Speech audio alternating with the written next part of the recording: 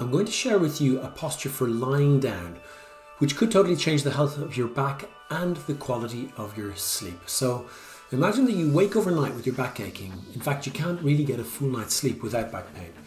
Or you wake in the morning and you feel like you're 100 years old. Or when you get out of bed, your spine feels stiff and weak and you can't quite straighten up. Or even it just takes a long time to warm up to get going in the morning. Or worse still, all of these things together. You see, overnight is really the only time that the discs in your spine really get to eat. And by that I mean that they passively suck fluid from inside the bones either side of them, literally feeding themselves overnight. And in the morning, you wake a few centimeters taller because they're full of fluid and nutrients. And throughout the day, they drop down gradually and we go through that cycle again over the next night. And that should be a good thing. But let's look at the MRIs of 3 different low backs, okay? Firstly, this is how the discs should look in your low back. So they should have, these are the discs here, they should have a nice bright signal showing a healthy fluid level, okay? Secondly, this is a disc which has something called internal derangement or discal degeneration. This means that these bits here have had dinner, so they've got a nice fluid level. But these levels right beside them have not. And this picture actually can be really bad news and often happens in younger backs because not only can it cause back pain, but it can end up also pinching the nerves as they exit your low back. And when your spine looks like this, it soon then starts to look like this third image, which is not good at all. This dark signal is where the disc has lost its normal fluid levels and it's degenerating. So when we sleep in an awkward posture or a twisted or compressed posture, then it's harder to get even nutrition throughout the disc. That's it, nutrition in all parts of the disc. And so your discs can struggle to feed normally. And then this adds to the degeneration. So when you stand up in the morning, you're standing on a disc which has only had part of its breakfast. So don't be surprised that it's not very happy, right? So lying in a posture which gives space to the disc, which decompresses it, can be really important for the health of your spine. And the good news is that it is easy to do once you know how. In fact, if you can't sleep on your back currently at all, then doing this posture may well change that. So here is the key to success. I'm going to show you the posture and you will head to bed and try it hopefully tonight.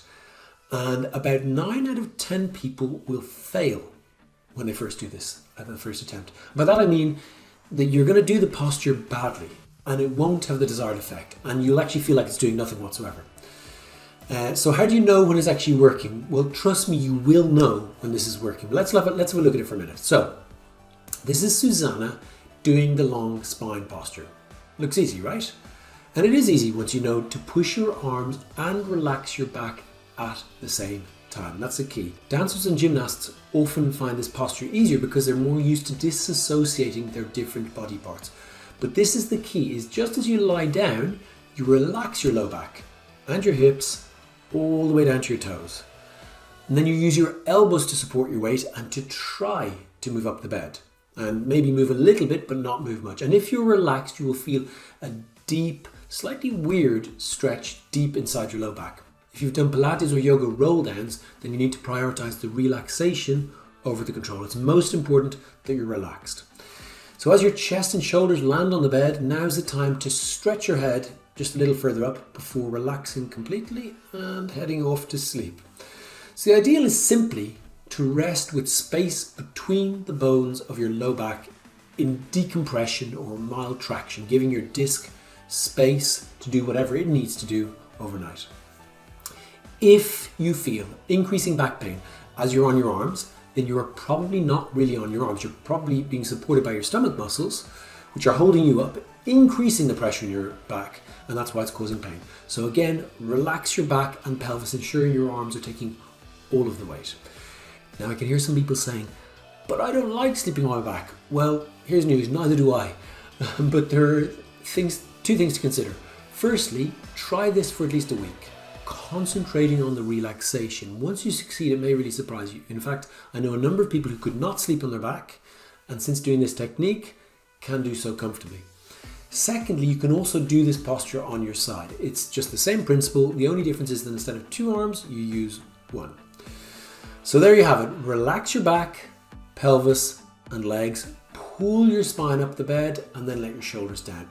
If you have any questions, then don't ask me until you've tried this properly for at least a week. And in the meantime, sleep tight.